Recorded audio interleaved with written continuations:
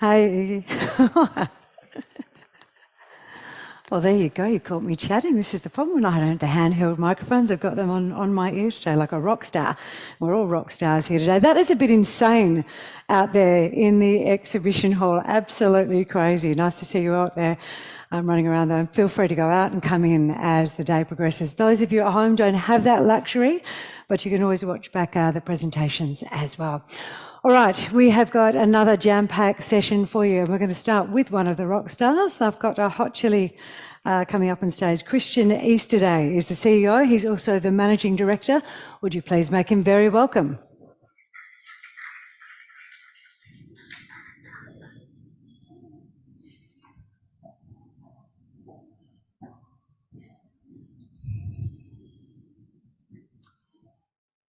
Well, thank you very much for attending, and it looks to be quite an exciting conference this year. Moving into our third year of depressed market conditions, it's always good to look at how the companies are performing and get a good health check. So I'm very, very pleased to be able to present again, which is becoming an annual, almost an annual event for us, starting off the year. And I'm providing a good update for the Australian sector on the development of what is now one of the leading copper developers in the world. So I'll just start really quickly on what we've been able to do over the last 6 months. It's been quite transformative in terms of our progress of Costa Fuego, top 6 undeveloped copper resource in the world, located in the Americas in Chile on the coastal range. And for the first time, we've been able to put economics around the scale of this project, and the scale is really significant. We put a PEA out mid last year that really demonstrated what we've been building and looking to continue to grow. At the current level of scale, we've confirmed that Costa Fuego is now a 100,000 tonne per annum copper development project, which is quite significant for the Australian market. Over the past year, we've seen a real transformation in the dynamics of Australia's exposure to the copper sector, and we're going to talk about why that's important shortly, particularly given the backdrop of particular commodities and the laws of supply and demand in this business that mean persistence and positioning is really key.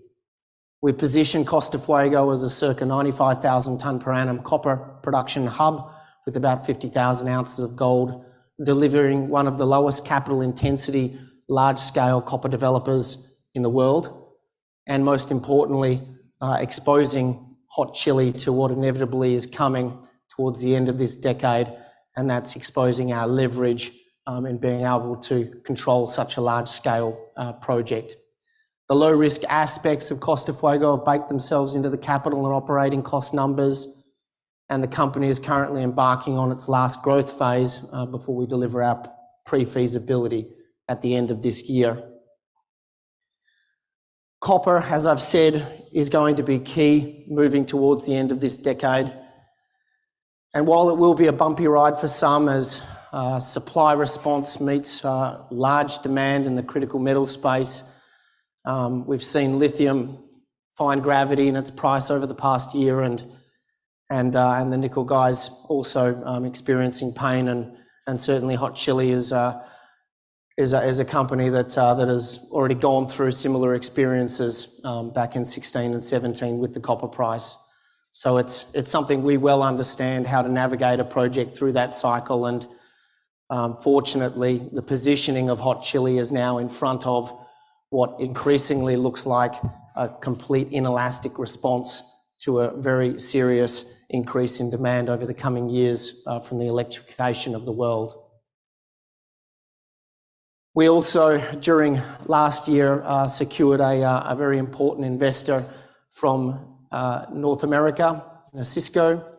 That also meant that Hot Chili now for over 2 years has not issued any equity capital on behalf of our shareholders. So navigating markets by using optionality has been really key in what this project holds, and it allowed us to be able to finance at a roughly project valuation of around $1.38 billion US. Importantly, putting very small royalties that can be bought back. These are key financing avenues that we were able to expose ourselves through our North American listing and development of our relationships over there. So very happy to see Cisco come on board alongside Glencore as key shareholders in this large development. The capital structure has not changed for 2.5 years. We're still sitting there with a market capitalisation which does not belie the asset that we've been able to just fund against. What has really been key in this journey that is now 15 years, so if you're looking at the average time frame to develop a large-scale copper project from inception through to production being around 20 years, Hot Chili is moving a little bit ahead of average. Permitting has been key to differentiating this project. Out of all of the permits that we've taken into our possession over the past 10 years to effectively remove all hurdles to a development decision, water is looming as probably the largest asset. It was 10 years to secure. We're now confirming that we are studying a water concept study for the entire Huasco region. And when we talk about positioning, we talk about where Costa Fuego is located on the coastline, in the middle of infrastructure, next to port, all of the easements secured, surface rights secured, and most importantly, holding the only water license for that region of Chile. And that's important because it probably accounts for about 35% of the new project pipeline for the world in terms of copper production. And when Hot Chili is holding the only water asset, it looms as a significant enabler that we're now investigating. On the economics, capital intensity is certainly the strength of the project, not requiring a high Andean water pipeline, not requiring a desalination plant has been key to why that capital number is not $2 billion US or more. And that has established us in a very enviable position. On cash costs, again, the low altitude nature of this project and low strip ratios on our open pit are sitting below a very, very healthy $1.33 per pound. But what scaling this project up does, if we are able to secure that over the coming years and take this towards a 150,000 tonne project, it will become the largest in the development space outside of the majors, and most importantly, push that cash cost down even further, which is key for a long life project.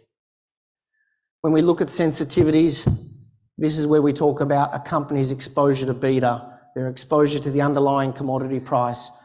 Some people think that you only get exposure to that when you're in production and you're producing revenue. You get exposure to it as an explorer, you get exposure to it as a developer.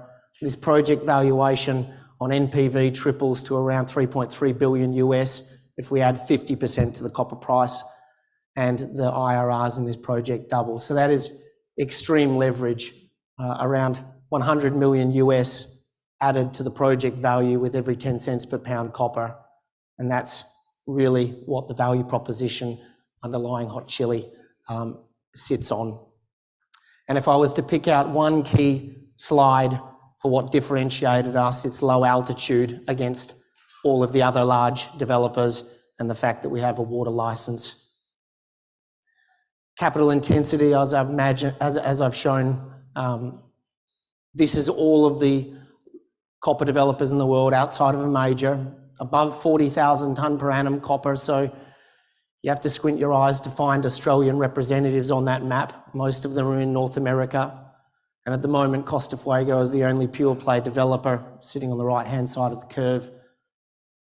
Again, all of these projects, when you normalise them at $3.85 per pound long-term consensus price, which was used for this study, not inflated consensus price views. When you look at that and you look at the copper space on the average grade of these deposits, not many of them are going to be built at these kind of copper price levels.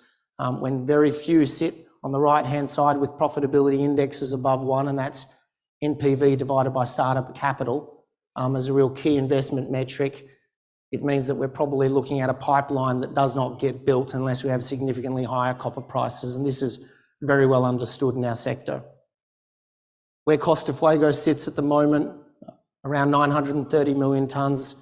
This will be upgraded very shortly by the company in a revision that is being prepared for our pre-feasibility to maximise our first reserve at the end of the year on this combined project, but certainly sitting very in line with the average grade of these large-scale developers.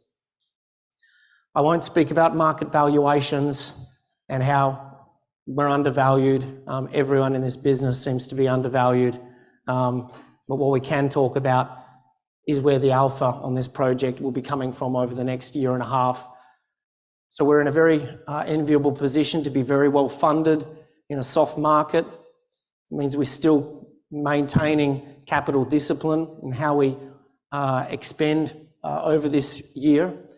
And as we approach the pre-feasibility, looking to really be in a stronger position than most.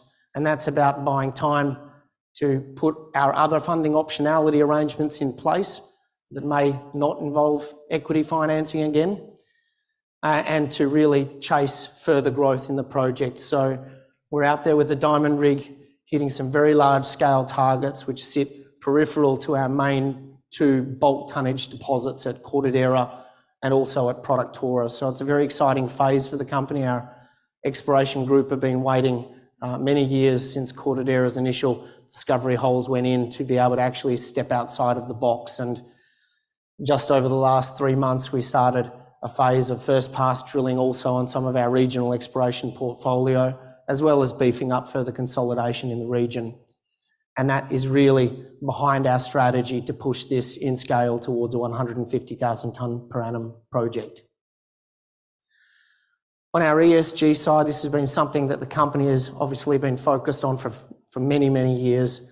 And the ability to have a saltwater processing project at 740 metres next to port on the Pan American Highway, hooked into grid power with the last electrical connection, with massive solar farms situated all around us, gives us a very, very strong balance sheet from an ESG perspective to move forward with our EIA submission at the end of this year and probably moving into the beginning of next year.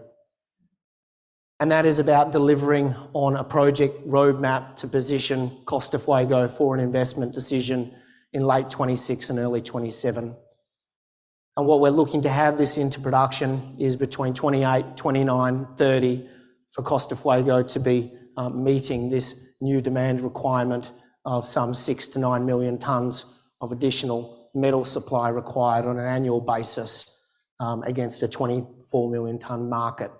Something that's going to be very, very hard to achieve when you're looking at one of the top 6 undeveloped projects, and our scale is 100,000 tonne per annum. So a lot rests on the shoulders of the majors, but unfortunately, when they look into their bag, we see a lot of the top 50 projects. In fact, the majors control around 38 of those major undeveloped projects, and they've been sitting in the pipeline for many decades.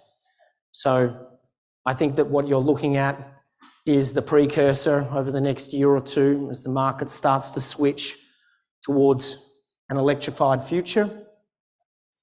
It is almost unheard of in the copper sector to see such low stockpile inventories, a refining industry that has built in some 9 million tonnes of additional refining capacity without actually having the concentrate to supply it. So the Australian sector is now about to probably see a shift in focus towards what has been a very resilient metal this year. Probably iron ore and copper have been the most resilient in terms of year-on-year performance. And given those negative conditions and macros on economics for copper to be sitting where it is, looks like a very, very strong springboard for what is about to happen. And so that's very exciting for Hot Chili and what we're doing, and I really appreciate providing the update. Thank you.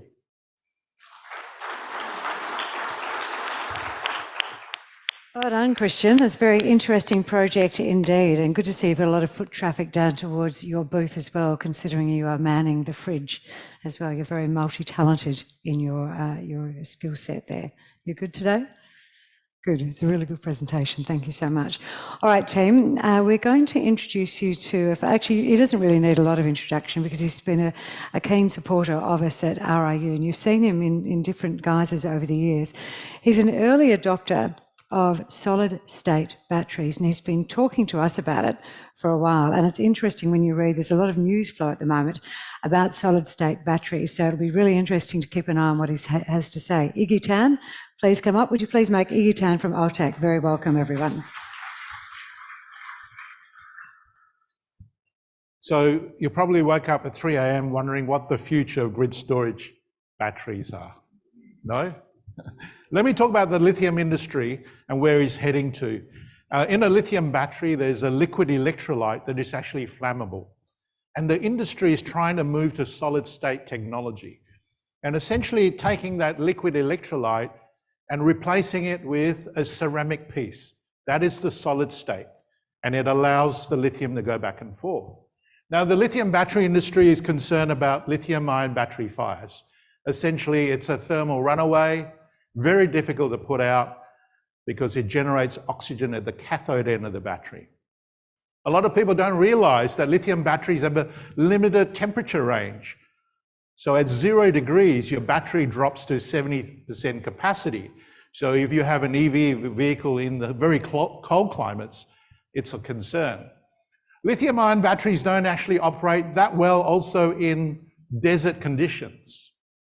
So essentially, in a lithium battery, there are a lot of cooling fans. Nearly 30% of the energy in a battery is used to cool the battery down. So it actually doesn't operate well in very hot climates. The other thing is that the life of the battery, generally 8 years. In grid storage, you have to replace those batteries after 8 years, and it's a high capital cost. So also the industry is concerned of critical minerals in a lithium battery. Obviously lithium, you've seen the price of lithium being very volatile in the last few years. Graphite, 90% of graphite comes from China. So it represents a geopolitical risk, and the industry is concerned about that. And then cobalt, 70% of cobalt comes from the Republic of Congo. The industry is concerned about ethical supply of cobalt when you have child labor issues coming from that supply. And then finally, copper. There is enough studies that show copper mines needs to double to even meet the demand of EVs. So my question to you, ladies and gentlemen, is there a battery that is actually totally fireproof, operates in a large temperature range, and more than 15 years life? A battery that is lithium-free, cobalt-free, graphite-free, copper-free, and manganese-free. So introducing you to the Serenergy battery. Basically, it's a salt battery with nickel metal powder. The technology was developed by the Fraunhofer Institute in Germany over 8 years, and they spent nearly 35 million euros developing this technology. The chemistry has been around since the 80s, but the development is into the grid storage market. We have a joint venture with Fraunhofer where we own 75% of the project, and we're commercializing these batteries. As you can see here, the ceramic piece sitting in the metal cylinder.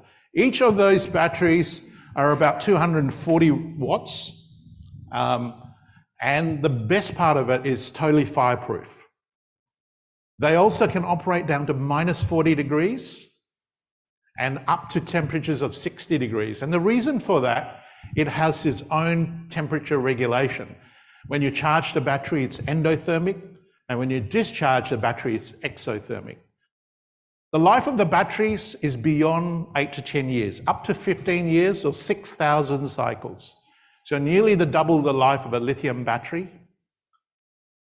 And the best part of it is the life of the battery operates in a wide temperature range, and we don't have any lithium, we don't have any cobalt, graphite, and so on. So how does the battery work? You've got a ceramic piece, which is the solid state. So it is solid state technology. And in the middle of that ceramic piece, we add salt and nickel metal powder. There is a positive probe in the middle, and the ceramic piece sits in a metal canister, which acts as a negative part of the battery. And you can see the picture of that ceramic piece in the metal cylinder.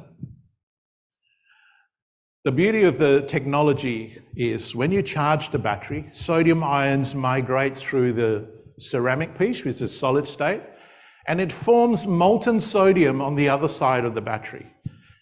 It's a self-forming anode. There's no copper, there's no graphite. The nickel is there to grab the chloride and allows the sodium to migrate. Okay? The unique part of this battery, it's a self-forming anode. When you charge the battery, it forms the anode. When you discharge the battery, it dissolves the anode. So hence, you don't need any copper, you don't need any graphite.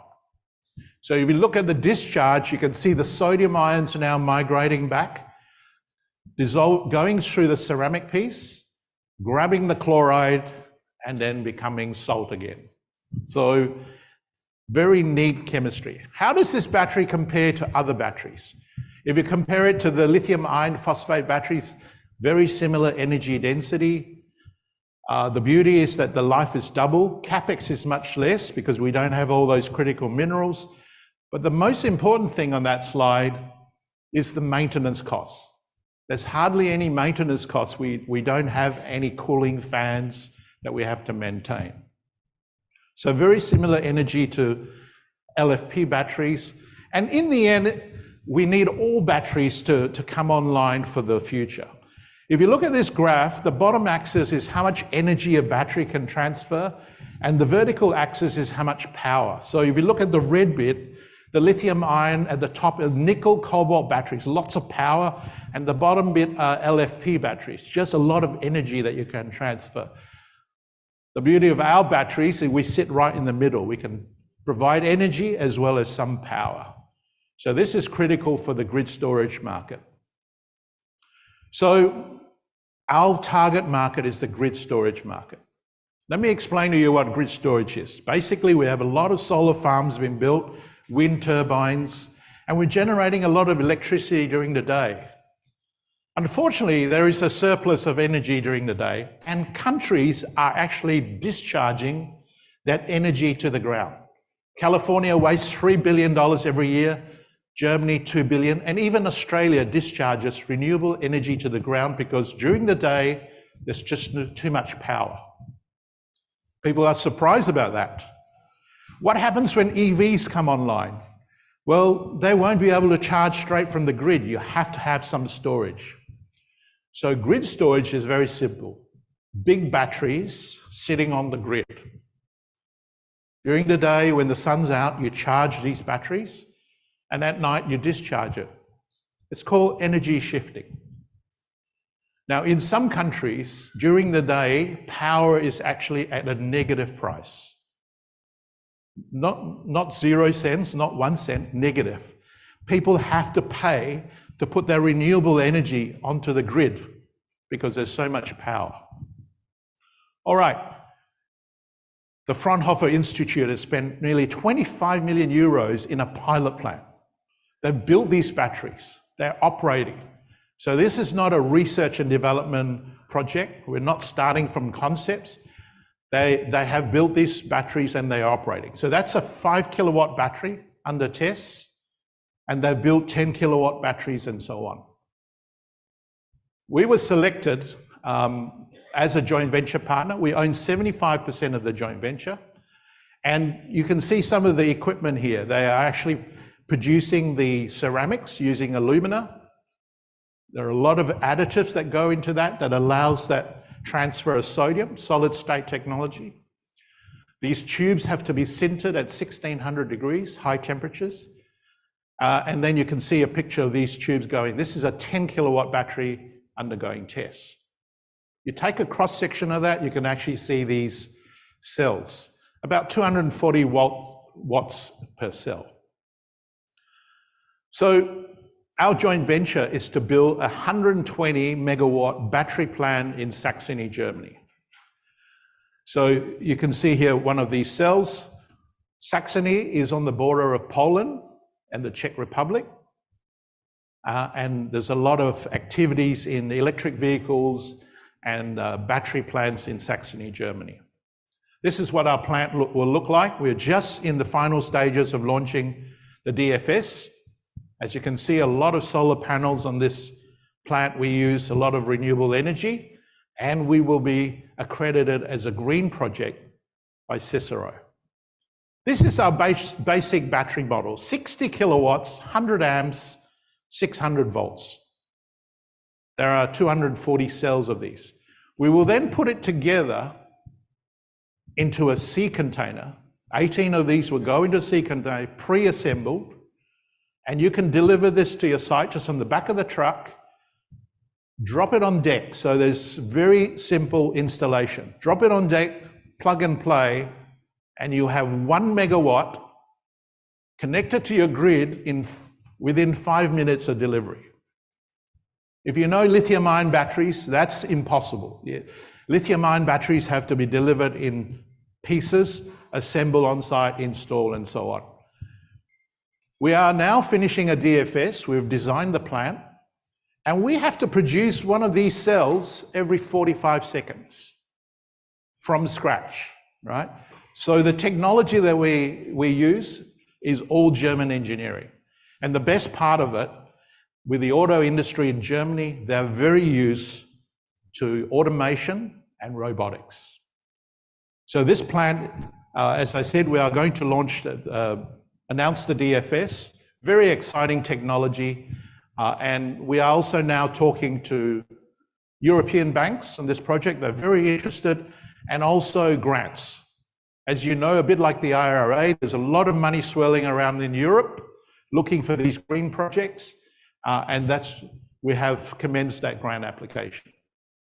We are also building 2 prototypes. So this is the first battery, the 60 kilowatt prototypes, and you can see some vision here of the prototypes being built, right? They had to modify the pilot plant to build these 60 kilowatt prototypes. As I mentioned, these ceramics have to be sintered at 1600 degrees. Once they're completed, they undergo some quality checks. It's key that there is no defects in these ceramic pieces.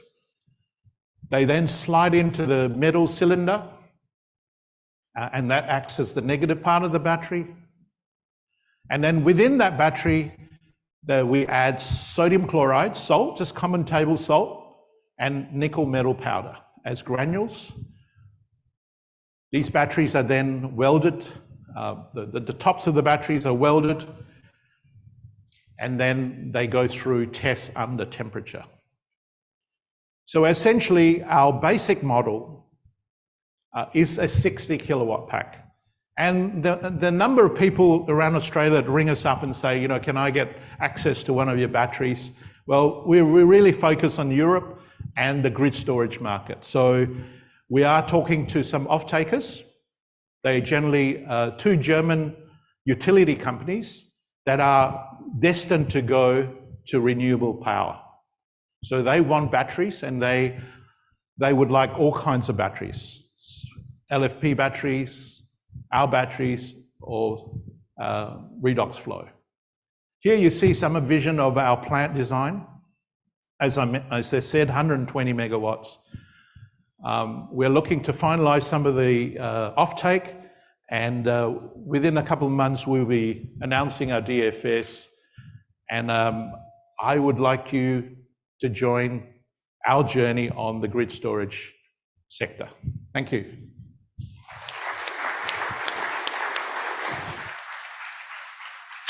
It's going to be a very interesting journey indeed. Striding in front of me on the stage, we see the great MD Andrew Radonjic from Venture Minerals. Now, there's been some interesting news out of your neck of the woods of late. Is it true that you hit a 6-month share price high?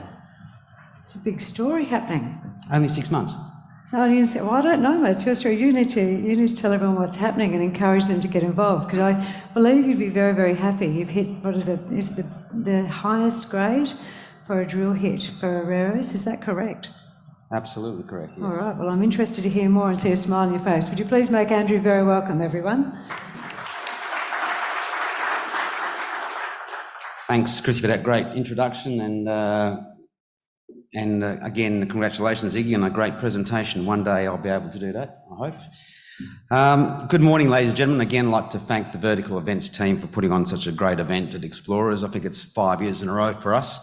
We've gone through the COVID times together, but hopefully that's the last we see of those events. But yeah, today it's a little bit of a different presentation. I'm going to focus the entire presentation on Jupiter, which is the recent discovery of it, which is a large-scale, high-grade, clay-hosted rare earth deposit located in the Tier 1 jurisdiction of Western Australia. And it's also its most recent intersection, which was 48 metres at over 3,000 ppm total rare earth oxides, which is Australia's highest rare earth clay intersection. So I'll talk a lot more about that throughout the presentation. There's a disclaimer. Like I said, 48 metres at 3,000 ppm, not to be sneezed at. In amongst that 24 holes we received, of which 23 had mineralisation, we had results of over 10,000 ppm and 20,000 ppm, which was just shy of the highest result in Australia, which is 22,000 ppm. And certainly it seems as though the more holes we drill, the better results you get, which is a great sign. The other thing I'll talk about Jupiter, its location. We are located in West Australia in terms of close proximity, but between two plants, Lynas' existing Mount Weld concentrator and Iluka's current under construction rare earth processing refinery down near Eneabba. I won't talk much about Mount Lindesay today, except Kurt and I continue on their good work on the extracting the tin and boron out of the tin-rich borates we have there at Mount Lindesay. And recently we announced that we appointed Argonaut PCF to have a look at our Riley iron ore mine asset to undertake strategic review. Corporate snapshot, market cap's just under $30 million. We've been around since 2006. So enterprise value is in the high 20s. A tremendous value proposition when you compare us to companies like Meteoric Resources, that's code MEI, if you want to look it up. We're a comparable asset in Brazil, and they have a market cap of nearly $400 million. So listen to the story and then compare. The board, most of the board's been here with Venture for some time, but recently we've just had Philippa Leggett join us, and she has some very recent and in fact current rare earths experience to add to our board. Like I said, today I'll be very much focusing on Jupiter. So we'll just zoom in right there. And I'll talk a little bit about the rare earths, which I really haven't spoken about much, but there's a lot out there about rare earths and most people are starting to get educated on it. And obviously it's comprised of 15 elements plus yttrium, unique properties. Its uniqueness makes it a little bit of rare earth gets added to a lot of things to make it better, to make it work better. But the most important part is these magnet rare earths, neodymium, praseodymium, terbium and praseodymium and dysprosium are those elements which are most sought after, and their applications for the permanent magnets for the fast-growing decarbonisation of EV and wind turbines, etc. So the biggest issue with rare earths is that China dominates the market, producing like 60% of world production, mostly from clay-hosted deposits. That's why the rare earths are on just about everyone's critical mineral list. Very important, economic importance in the transition to renewable energy. Location, location, location. This project is very well located. It's only 300 kilometres from Port of Geraldton. We're next to a bitumen highway that goes to Mount Magnet. There's a gas pipeline running parallel to it, if you didn't know that. We're only 250 kilometres from Iluka's Eneabba refinery that's under construction and will be producing in 2025. And as far as West Australia is concerned, we're not that far either from the Mount Weld concentrator. Of course, they're building the rare earth carbonate plant in Kalgoorlie. So As far as the crow flies in Western Australia, we're very close to a couple of producing assets, but also we're close to port. How did Jupiter's story came about? And I'll just run you through a little bit of the history. First, we went out there and we identified some rare earths sitting essentially on the ground on a data set that the West Australian government had adjacent to our Golden Grove North project. We pegged that ground back in early 2023. We then did a joint venture in May 2023 because we recognised there was a tenement with 2 holes in it with clay-hosted mineralisation over 2,000 ppm. So we JV'd into that ground and we have pegged more ground around it. So at this stage, we've got 1,165 square kilometres, significant footprint. We're 80 kilometres east of Yalgoo. We are virtually almost in the middle of nowhere. No people, more importantly. Drilling program happened in June. We got results, put these results out on the 1st of August in 2023. Lots of intersection of 15 metres over 2,500 ppm. I want to point out that Jupiter sits here. So there's other mineralisation outside of Jupiter, but 15 metres to 2,500 ppm, quite consistently sitting within broader zones of 45 metres at 1,500 ppm. So that was very encouraging indeed. So we went ahead and did more drilling. We did mag, we did gravity, and we came up with a Jupiter target in November, early November this year. So this is all happening quite quickly. So we identified a 40 square kilometre target, coincidental mag and gravity, as you can see from that. And we interpreted with a little bit of deeper drilling that we're looking at a alkaline intrusive in that 40 square kilometres. And you can see some of the air core results, BRAC 36, 28 and 37, quite high grade, 28 metres at 2,200 ppm, 11 metres at 3,000 ppm, higher grade zones, again within that sort of broader 40 to 50 metres at 1,500 ppm. So very clear target. Now this is sitting within 1,165 square kilometres and there are rare earths outside of this target, so don't forget that.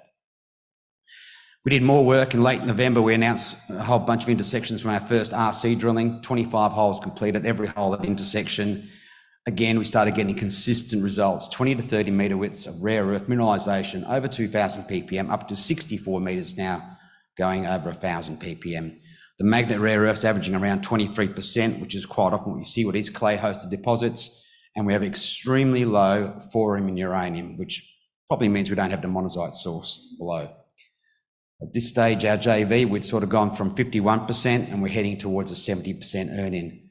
It's very important to remember this ground is part of that JV we picked up in Iron Duke. Now looking at some of the results, I'll just flat through. These are the best 10 results in the project to date. 7 of them just came out this last program. 48 metres at 1,800 ppm, 64 metres at 1,600, including 26 at 2,000 total rare earth oxides. Another 60 metres running 1,700, 30 metres at 2,200 included in that. This is the star intersection at the moment, 48 metres at 3,000 ppm, 30 metres at 3,000 ppm, including 12 at 4,600. And you go on and go on. And there's the 2 metres at 2% or 20,000 ppm sitting within 16 metres at 5,400 ppm. This is truly one of the highest grade clay-hosted deposits in Australia by far, and certainly the scale looks way above everyone else. So a bit of a summary about, there's a lot to digest there, but just to remind you, we've pruned our tenure back now to just under 1,000 square kilometres, 300 kilometres east of Geraldton. It's 40 square kilometre target. We've got some super high grades, consistently getting results. 90% of our holes have greater than 1,000 ppm in it so far. That's 61 drill holes. We've got a record drill intersection, some of the highest results, the highest result in Australia. We have consistently 20 to 30 metres over 2,000 ppm total rare earth oxides. Now, if you've got 40 square kilometres and you've got 20 to 30 metre thickness and you've got a density of 2, you can run the maths pretty quickly. I've done a resource model. It's not JORC compliant, but it's starting to look like 1.5 to 2 billion tonnes of this stuff in the clay. We haven't even touched the alkaline intrusion in hard rock yet. The great thing is that 23% of that is in the magnetic rare earths, and we've got up to 3,000 ppm neodymium, nearly 800 praseodymium, nearly 700 dysprosium, and just over 100 in terbium oxides. Again, here we're talking about the key here is the location. The infrastructure's there. We're in Western Australia. We're not in Brazil, for example, and this is a great place to build another rare earth mine. Next steps going forward, we've got another 57 drill holes out of the 81 drill hole program from the stage 1 resource definition program we completed before Christmas. Expect those results shortly. There's 2 batches there outstanding. We've already got stage 2 ready, and so the POW's been approved, and that's scheduled to commence later this month. Metallurgical test work's in progress at the moment, so expect some initial results to come out next month. And we're targeting that maiden clay-hosted rare estimation to be done around about the end of this first quarter. I've got a little bit of time to talk about the other assets, just very briefly. Like I said, Mount Lindsay, it's one of the largest undeveloped tin tungsten projects in the world. We are doing an underground feasibility study. We're looking to produce sustainable tin and tungsten production. And we're working on extracting more tin and boron out of that through Curtin, and some more news have come out of that. The Riley Iron Ore Mine, like I said, Argonaut PCF are doing strategic review of that. But we've got good joint ventures here. One in the Southwest project with Chalice, and also we have a joint venture with Sensor, which we signed around about May last year. So they're going to hit the ground shortly on Golden Grove North. So just summing up conclusions, again, like I said, you can do the maths. We've got ultra high grade results in the clays. We're focusing on the clays. It's cheap, it's cost effective. We've got 20 to 30 metre widths over 2,000 ppm, 40 square kilometres. It's going to be our immediate focus from here on in. We're heading towards that maiden resource quite rapidly. And like I said, critical rare earth minerals in a great jurisdiction. Mount Lindsay, as we said, we'll get the feasibility work done. That'll happen in the background, and we'll look to evaluate the opportunity in the short term at O'Reilly. Thank you.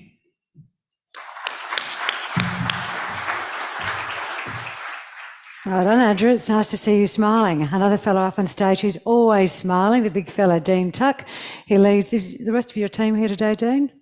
Yes, ma'am. We should know the rest of your team by the big smiles on their face that they usually have. He leads a very, very energetic team of explorers out there, and I believe you've got a lot happening up near Exmouth at the moment with Dreadnought, so I'll let you explain to everyone why they should come on your journey. Would you please make Dean Tuck very welcome, everyone? Thank you, Chrissy, and thank you everyone for being here, and for everyone that's keeping me nice and busy on Investor Hub, and everyone watching online. It's a pleasure to be up here again at the start of the year. RIU Explorers is what's been a rough couple of months, is a fantastic reminder of how much I love this industry and why. And so it's fantastic and an honor to be up here again this year, talking about Dreadnought and what we have in store for everyone.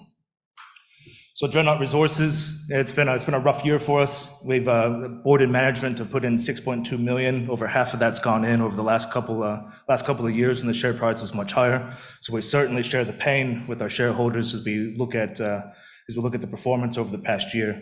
But it also is cause for reflection. And the last time that we were at these prices in this market cap was 2021. And in the following months from RIU in 2021, we went on to discover the Bukathana outcropping nickel copper PGE Gossan. We went on to discover the Orion copper gold Gossans up in the Kimberley, the outcropping Yin rare earth ironstones, and the Gifford Creek carbonatites. It's doing the exact same low cost, high impact, boots on ground exploration that we're going to be doing this year. So while it has been dark, it is always darkest before the dawn, and we are absolutely geared up and looking forward to getting back out there for 2024. One of those main things that we were working on last year was the Mangaroon rare earths, a discovery that was started in June 2021, and we delivered over 40 million tons of resource in the last year and a half on that. It is a major resource right next door to Hastings, who I'm sure lots of people saw present earlier. It is a world's top mining jurisdiction. We have the carbonatites, we have IMREC test work underway, and a lot of significant pre-development work and approvals have been working in the background. Not only do we have the ironstones that are similar to Hastings, who is building the mine next door, but we also have those elusive carbonatites that we're talking about, which is chockers full of other critical metals, such as niobium, phosphates, scandium, and the rest. We've only barely touched the exploration on those things. We have some upcoming catalysts. We have that MREC test work being done, but by and large, in this depressed rare earth market, we are not going to be seeing lots of news come from the rare earths. Because unlike our rare earth peers that we've been partnered with for the last year, we're not a single commodity, single project company. We are explorers. And this year, as Paul always pressures us, what is going to change our life?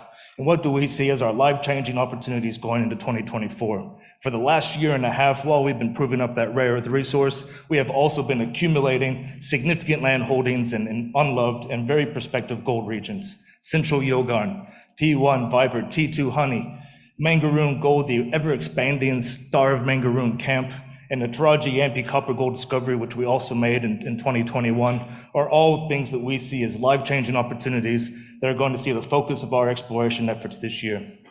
In the background, we have the nickel copper work with First Quantum on the money intrusion, and we have the rare earths waiting for a return in market sentiment. We can only control what we can control, and so we are going to work on finding that next discovery that's going to drive our share price higher, and the rare earths will sit there returning for a return in market sentiment, because it is the resources industry and markets are cyclical. So Central Yilgarn. What is Central Yilgarn? We've accumulated 1,400 square kilometers, over 150 strike kilometers of greenstone belt, in what I call the Bermuda Triangle of the Yilgarn Craton. This area was hundreds of kilometers away from existing infrastructure, tracks, and water sources, and did not see a lot of the early stage gold exploration that you saw on the roads out through the pastoral leases out to Kalgoorlie and north from there. The opportunity here is you have an unloved greenstone belt like Gruyere was back when those discoveries were made in 2013, 2018, whichever one it was. You have Hemi, which was made recently, areas that were thought not to have much gold, but then all it takes is one or two drill holes into the right spot for some true believers to see what happens. So our priority focus, we have walk-up drill targets. We put out an announcement a couple of days ago. We have some very exciting targets, which I'll touch on, and define additional targets within this camp. Upcoming catalysts. End of March, start of April, our team will be boots on ground at Central Yilgarn with the rigs turning by the end of March, start of April. We'll be drilling the T1 Viper target, Honey, Leghorn, Chicken Little. Next steps from that, the same, the boots on ground, and we're going to be mapping, surface sampling, generating those next targets while testing the walk-up drill targets that we have sitting there. Leghorn and Honey, we got a photo here. Honey is pretty exciting. It looks, we had Ian Gordon when we picked up the Strickland project, and Ian Gordon was the MD of Ramelius when they had Wattle Dam, going and making them and turning them into the company they became. And I showed him a photo of this gold that came from the shallow pit at T2 that we call Honey now. And that's free gold inside an altered ultramafic. And the first thing he said when he looked at that rock was, "This is Wattle Dam, when can we drill this?" Well, we're going to be drilling it in a couple of weeks. And along with that, we have Leghorn, which is a 3.5 kilometer long anomaly. We have previous intercepts in there with proven mineralization, and we have these walk-up IP targets sitting beneath it, waiting to be drilled, and those things will be drilled in the next couple of weeks. We also have Viper. The analog for Viper has always been Copperhead out of Bullfinch, which produced close to 1 million ounces of gold at 5 to 8 grams per ton. High grade, beautiful, high grade deposit. We have an air core hole that's been put over this area previously. We've got proven gold, complex BIF area where there's no outcrop, an IP anomaly coincident with an EM plate from previous drilling that wasn't assayed for gold in a BIF horizon that's cooking in arsenic. And so we have an absolute terror of a walk-up drill target to make a high-grade BIF-hosted gold discovery at Viper. And again, we'll be putting drills into this in the coming weeks. But Central Yilgarn is not the only gold project we've been accumulating over the years. The Mangaroon gold we see is one of the bigger opportunities that we have, and it's constantly emerging, the gift that keeps on giving. Mangaroon's a massive project area, so it contains our rare earth project and the nickel, but we also have a lot of gold there. It's an unloved history that never received a battery. If you want to talk more about the history, I'll be having a beer a bit later on, happy to chat about that. But the opportunity here is a major discovery in an unloved province. You got Tatina Gold Belt, Pogo, Dublin Gulch. We see evidence for an intrusion-related gold system with an orogenic overprint, or Charters Towers and over in Queensland. The Star of Mangaroon is the historical mine that people know about. This thing has been drilled, a few holes in the 80s and 90s, produced some shallow high-grade gold. This was discovered and mined previously by the pastoralists themselves, and there hasn't been really that much of a modern gold exploration push. Despite that, we have high-grade gold hits. We confirmed some of those hits at the end of last year, trying to fingerprint this system and confirm the mineralization and the opportunity that's there of the star. Looking at that 1 kilometer strike along that mineralized structure, we have Popeye to the south. We have rock chips and historical workings down there going 30 and 20 grams per ton. There's never been a single drill hole put into that. There's not a drill hole into that 1 kilometer stretch outside the 200 meters of the Star of Mangaroon workings and nothing below 150 meters. But that's just 1 kilometer of a 10 to 14 kilometer long shear zone, and every stage of exploration we do expands the footprint of this gold camp. This is now a 15 by 10 kilometer gold camp, and I guarantee you it's going to get even bigger. The more work we do, the more targets we generate. This is the first time that this ground has been consolidated and had modern exploration. Any exploration geo loves to wave their arms in an unloved area and say, we're going to come out here and do modern exploration for the first time, and we're going to prove up new things. Well, it actually works occasionally. And at the Star of Mangaroon, it just keeps on delivering. The Vibe Tiger target, which we see sitting there, that is a stronger gold and soil anomaly and a stronger Pathfinder anomaly than the Star of Mangaroon itself. And it's sitting a kilometer and a bit away, and it's never been looked at, never been prospected over, never been drilled for sure. So we will be out here after drilling Central Yilgarn. We'll be drilling out at Mangaroon May, June, and then generating additional targets within that Star of Mangaroon camp, and what we believe will be additional camps within the Mangaroon footprint as our stream sediment sampling program gets wrapped up and we continue processing that. So we see the Mangaroon gold opportunity. It's not just about the star. It's not just about the Mangaroon shear. It is continuing into a significant camp scale opportunity that has multiple high-grade gold discoveries. And we'll be finding out this year. We'll have our geos, boots on ground, crawling all over this, mapping, soil sampling, and drilling this in the coming months. Which takes us up to our third life-changing opportunity in the Taraji Yampi project up in the Kimberley. This area was off limits since 1978, one of the first companies to get boots on ground. And in 2021, we made that Orion discovery, one of the first targets we drilled undercover. We have the Orion. We've just been reviewing that lately with Jared Tripp. I don't know if any of you know geos might know Trippy, very well regarded in the industry. And using that those diamond holes that we drilled last year and that incomplete drill program that we did, we have now confirmed that the Orion is a palitic mafic VMS deposit. Geology banter around, that's essentially, we're looking at a DeGrussa style mineralization. So we've got copper gold, we're looking for a camp of this VMS sort of style of mineralization, multiple lodes in this area. And we've confirmed that the grants are epithermal style veins sitting close within that area. We have 2 styles of copper gold mineralization, both of which are going to be getting our attention this year. So we made that Orion discovery in 2021, one of the best drill intercepts. There's others, but this is the best one. 16 meters at 2.2, silver, gold, and the cobalt to go with it. Beautiful, high temperature, great grades. It's confirmed over strike and depth, and the geophysics showing going at depth. And we should have some assays back from that drill program that we did last year. We only tested a fraction of the targets. We have awful conductors, and that program remains largely undrilled, and we will get up there to finish that business this year. We'll also be conducting IP surveys over this area to tap into that unrecognized previously epithermal potential that are represented by grants and rough triangle. So you can see more targets being generated into the 13 Orion lookalikes we already have, and drilling those in addition to the epithermal targets we define with the IP surveys. Other opportunities, Mangaroon and Bresnahan. So Mangaroon sitting there for the last couple of years working with First Quantum has been very, very prolific. It's been very beneficial for us.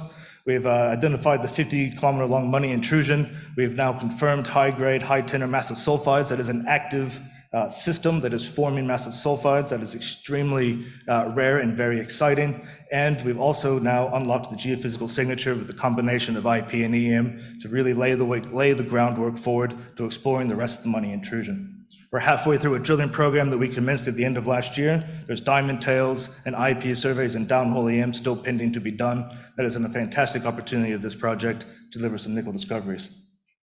Bresnahan was a project that we pegged last year, a year and a half ago, for unconformity heavy rare earths. We ended up inadvertently, or somewhat on purposely, we picked up an entire unconformity uranium basin, because the unconformity heavy rare earth model is essentially the same as that as the unconformity uranium model, with a slightly different mix of fluids. So when uranium was unloved, we inadvertently pegged over 4,000 square kilometers of unconformity uranium basin here in WA. We have walk-up drill targets that were defined by Vale and Cameco right before 2011. So we have proven uranium mineralization, an entire basin consolidated with walk-up drill targets defined by Cameco and Vale. We see this as a fantastic opportunity to commercialize either by JV, spin out, or partnership. So in summary, what can we expect for 2024? Major high-grade gold discoveries at Central Yilgarn and Mangaroon. Drilling at Central Yilgarn, drilling at Mangaroon, rinse and repeat, mixed in with a healthy dose of target generation and target definition work. And if our geos are worth their merit, hopefully they'll bring me home some high-grade rock chips as well. Or if I'm lucky, I'll be out there doing it myself. Continue to advance the rares in the background. Unfinished business at Taraji Yampi, chasing up the Orion lookalikes and the epithermal potential. Continue with the money intrusion programs and commercialize Bresnahan. So the takeaway message, we will continue to generate strong news flow throughout 2024, doing low-cost, high-impact, boots-on-ground exploration that Dreadnought is known for. We will continue to build upon our track record of discoveries in multiple commodities here in the great state of Western Australia, and we are poised to deliver more this year. We continue to have strong support from our board. We have 6.2 million invested to date and 15% of the board ownership. So we are very strongly aligned with shareholders. We are not a lifestyle company, and you will be seeing a lot of us out in the field this year trying to find that next discovery to return to our shareholders. Thank you very much.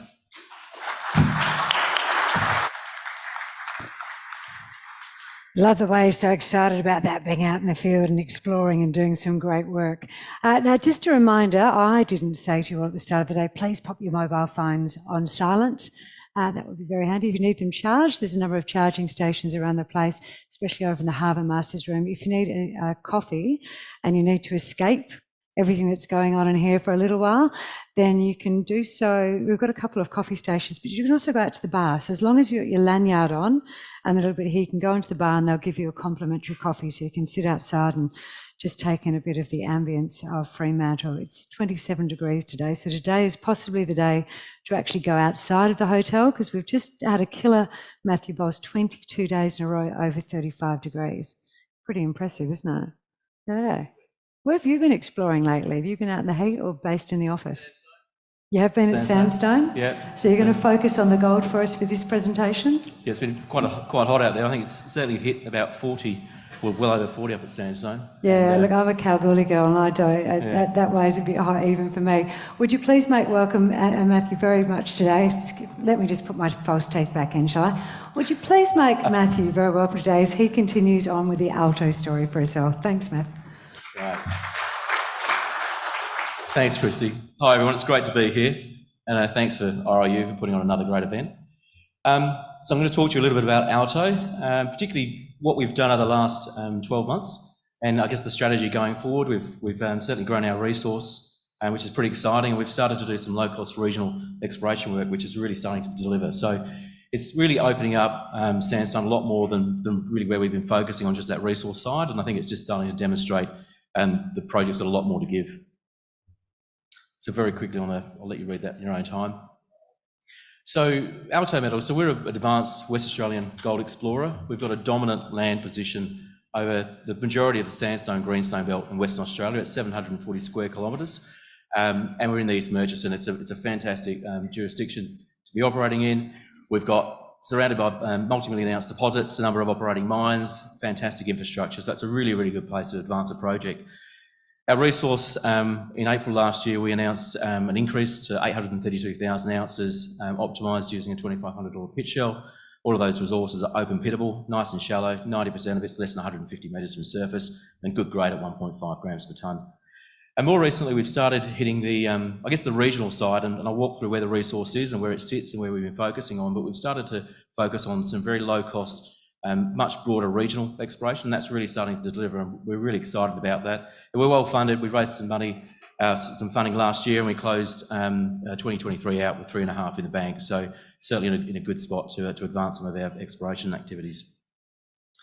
So very quickly on the corporate side, still a very tight capital structure. Our market cap sitting at about very, very modest $20 million on an EV per ounce basis. That equates to about $20 an ounce. When you think about where the gold price is at the moment, there's certainly a big gap between EV an ounce and gold price. And I think that's why we're starting to get quite a bit of attention. And the gold price, as it continues to rise, and we're sort of certainly seeing a lot of inbound interest coming back to the goldies, which is great to see. certainly a lot of quality projects will start to stand out a lot more. The board, a very small board of only 3 directors, very well known, and supported by 2 sort of key gold consultants. So it's a really, really targeted team, quite small, and that's how we like to run. So in April last year, we announced a resource update of 832,000 ounces. That's constrained within $2,500 pit shells. As I said, most of that resource, 90% of it's less than 150 metres from surface. It's really, really shallow. Part of our strategy was to really define, I guess, low-cost, open-pittable ounces that can help support a standalone operation, and then we can continue to drill to grow that resource. Importantly, metallurgy, so the metallurgical results are we're getting up to 98%, so that's just showing that the gold can be liberated through a very simple CIL process. So we're ticking all the right boxes, seeing all the things that investors want to see as we want to advance this project forward. The project itself, it's hosted within a 20-kilometre long corridor, and the reason we've been focusing on the area is that's where all of our resources are. But as I said, broadly, outside of that, we've got an overall 740 square kilometres that covers the majority of that sandstone greenstone belt, which has already produced over 1.3 million ounces of gold and has a total endowment over 3 million ounces as of today. So these are just some of the highlights. So on the back of the resource coming out in April, we were back out there drilling. We've been focusing on one of our deposits at Indomitable that I'll talk about. And I guess these results speak for themselves. We're just continually delivering some fantastic results. And not only that, we drilled some holes at the Lords earlier in the year, and that's really just continuing to demonstrate that the Lord Nelson and the Lords corridor will continue to grow and deliver some exceptional high-grade results. So this is just a snapshot on where we sit. And as you can see there, we're surrounded by a number of operating mills. Getting into sandstone is great. I mean, you can either fly up there, you can drive up. It takes about 8 hours to drive up to sandstone. Charter planes to fly there, or you can get commercial flights to either Mount Magnet or into Leinster. Supported by fantastic infrastructure. There's sealed roads running through the project. There's a small town at Sandstone. We've got 2 houses there, so the guys sort of, you know, when the team's up there, they'll stay at the house and they can drive out. It's only about a 10k drive to a number of the targets. And so it's really easy to operate in there. And as you can see, we have the best thing about Alto and our project, as I see it, is the optionality. When we're talking about we want to build a standalone operation, we can see our resources growing to support that. That's what the focus has been on the entire time. But we have that optionality around. There's a number of mills in the area. So having that difference between whether we look at what the options are, whether it's standalone or other alternatives. But for us, very much the focus right now is on that, advancing it as a standalone operation. So this is the Alpha Domain. And Alpha Domain is within our project. It hosts that entire 832,000 ounces. We're down in the southeast of the corner, and interestingly, you've got on the eastern side there's a big sort of Edale shear zone, and then what you're looking at here is a lot of structural interp laid over magnetics, and basically on the eastern side we have the shear zone. The rocks are then refolding around themselves, which is where the Lord's granodiorite is in that sort of like fold closure, and then we're running along a long 20-kilometre long corridor up to Indomitable, where the rocks then wrap around themselves. So we're getting a really nice sort of nose fold closure there, and that's a really nice trap side, and there's certainly some nice structures running through there, and that's where we've been having some great results from Indomitable. And that then continues up to Bull Oak, where we put a maiden resource earlier this year. But sort of really this has been the whole focus. We can see these resources continuing to grow. And for us, the last few years has really been focused on just that Alpha Domain, and we have not really been paying a lot of attention to our regional side. This is just an example of the Lord's granodiorite, which hosts our key majority of our current resource. Lord Nelson and Lord Henry were 2 historic mines. They were mined out the oxide, both down to Lord Nelson down to 90 metres and Lord Henry down to 40, and they hit fresh rock, and the previous owners could stop mining. So we've drilled below those pits along strike the resource, the mineralisation from Lord Nelson, the north of that granodiorite is plunging to the south. Mineralisation at Lord Henry, at the bottom of that granodiorite, it's more of a stacked loads. And so we think the source is probably about 2/3 of the way down that granodiorite. It's very similar to the, King of the Hills, Tarmula style that we're targeting there, and we can see that resource as we continue to drill it further to the south, continue to grow. And this, moving on to Indomitable, which as I said was at the top of that, the Alpha Domain, and Indomitable's huge. It's currently over 3.5 kilometres long. It's a very, very large oxide footprint. We believe that that's a strong signature of something much, much larger at depth. In some areas, we're getting a very deep weathering profile. In some areas, it's going down to 190 metres and we're still an oxide. We've certainly grown that resource quite rapidly from 70,000 ounces to 200,000 ounces. It's open in all directions. We're now targeting to where targeting at depth. There's been very little drilling below 200 metres. The drilling that we have done is RC drilling. We've certainly continued to hit some strong mineralisation. But for us, the next strategy with Indomitable is it really warrants some more diamond drilling there and targeting those much deeper tapping structures. And I think that sort of can potentially open up that whole sort of area. So I just wanted to go on just quickly to the regional targeting. And as I said, really the focus has been on the Alpha domain and growing those resources. And we haven't really looked at the much larger regional aspects of sandstone. And at the back end of last year, we undertook quite a large geochemical multi-element soil sampling program over Sandstone North. Sandstone North is a really interesting prospect for us. It's certainly towards the north of the project.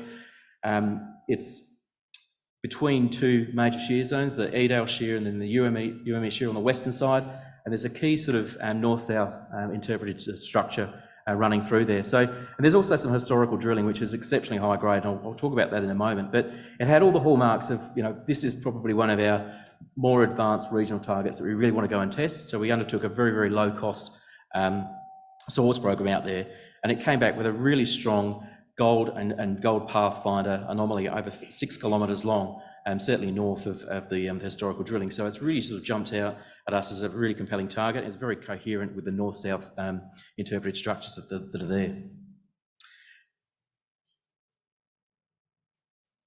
So what's next for us at Sandstone North?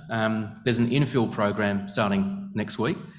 The original program was on 400 metre spacing, so very, very broad spacing. We're going to go in and infill that first to really define that target before we send initially an air core rig out there to test some of those, test that strongest anomaly, and then follow that up with some RC drilling. So we're really sort of just managing that low-cost exploration on Sandstone North. Interestingly, if you look at the very bottom of that image there, you'll see where the historical drilling is just to the north. There's a line there that gave a similar sort of soil anomaly, which was drilled and didn't really return anything that's too compelling to follow up. But the old timers had chased some of the mineralisation further to the north, which is what the drilling was based on. I guess where I'm going is that you look at that soil anomaly compared to what we're now targeting, and you can see why we're quite excited about the size of that anomaly. It's very, very strong. And for us now going to infill that, we'll really just better define it. And so therefore the air core drilling will help to get down sort of further. And I'll show you the historical drilling at Sandstone North. So this is the target. This is what we're looking at. These are short strike length, exceptionally high grade plunging chutes. At Sandstone North, this is already open. This is the historical drilling. It's already open to the at depth it's plunging to the northwest. The intention for us, as I said, is to go out there. Once we've completed the soils, we'll roll up an air core rig out there, and then that will be followed by an RC program. And then we want to go and test not only the target, the source program target, but also this target here, which we believe is going to continue at depth as well. But there's some exceptionally high grade there, so you can see why we're pretty excited about it as one of our sort of exciting regional targets. And I think it's just a great example of the number of regional targets that Sandstone overall hosts. And I guess in this market at the moment, it's really giving us the opportunity to sort of, I guess, sit back a bit and look at some of these targets and then really sort of chase some of the higher priority targets. But I guess grade is king, and the high grade that Sandstone North can deliver is a great thing for us to sort of to look at. So soil starting next week on that, and hopefully drilling this in the next few months. And I said, this is the multiple regional targets over this whole Sandstone project, and really it's continuing that targeting process, and we continue to evaluate all of the targets, and sort of we have quite a large funnel from where our resource growth is. So if we're looking at resource growth, or if we're looking at driving new discoveries, and the strategy at the moment is dual pronged on resource growth and hopefully leading to a few new discoveries there. So Alto. I think for where we sit at 832,000 ounces, that probably, well, I mean, I think our ground position alone justifies our existing market cap. With the resource base that will continue to grow, as I said, we've been focusing on just growing our resource ounces, which are open pittable, so it's going to be a much lower cost to initially get up. We have got that dominant land position. It is a growing resource, and we have multiple targets out there. And the way that we're progressing this at the moment is, we're being mindful of our cash. We're approaching exploration in a very systematic way, and we believe that's going to lead to some new discoveries, hopefully at Sandstone North. Thank you.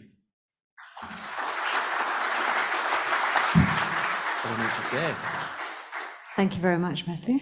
Yes. And where am I going to go to next? I'm going to go to Andrew Penkethman. Now, Andrew is from Ardea Resources, and there are some really exciting things coming out of what Ardea is doing at the moment. In particular, they've got 2 little bits of paperwork that they're waiting to finalise some execution on, and they're doing this in I was saying, I'm trying to find the right word so that the ASX doesn't get cross with me, but in conjunction with 2 very, very well-known Japanese companies. So is there enough time for you to get on board and get some upside from it? Let's hear what he has to say. Would you please make Andrew very welcome, everyone?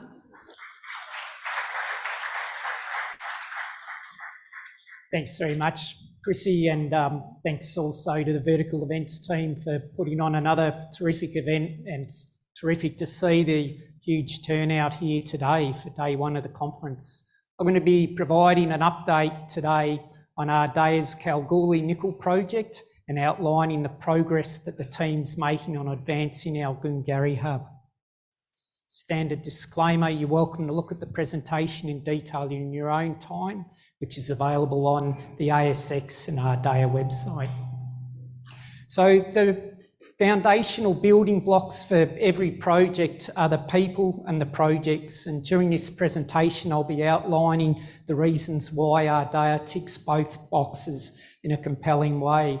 So everyone in the Ardea board has the relevant experience from discovery, study management, project development and operations, and that ranges from very small projects through to mega projects as well. We've got a very committed team that's reflected in our very tight capital structure.